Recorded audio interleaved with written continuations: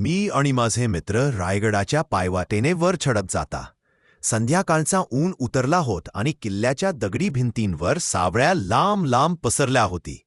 पुढे महादरवाजा दिसायला लागतो. तेव्हाच आमच्या ग्रुपमधला एक मित्र अचानक थांबला. "श्श, ऐकलंत का?" वाड्याच्या झोतासारखा एक गंभीर ठाम आवाज कानावरून जातो. जणू कोणी गर्जना करत आहे.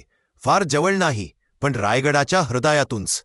लोककथेनुसार संध्याकाळच्या यावेळी लोकांना एक आवाज ऐकू येतो, जणू धीराने सांगतो, रायगड झोपत नाही, स्वराज्याच्या रक्षा पवित्र आहे.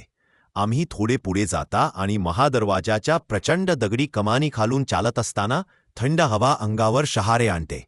जिथे कधी काळी हजारो मावळे तैनात होते, तिथे आमच्या पावड्यांचा आवाज प्रतिध्वनीसारखा घुमत होता.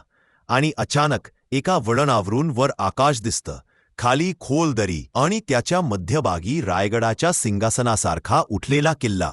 मी खालच्या आवाजात म्हणलो, इथे छत्रपती शिवरायांनी हिंदवी स्वराज्याच्या सुवर्ण स्वप्न वास्तवात आणला.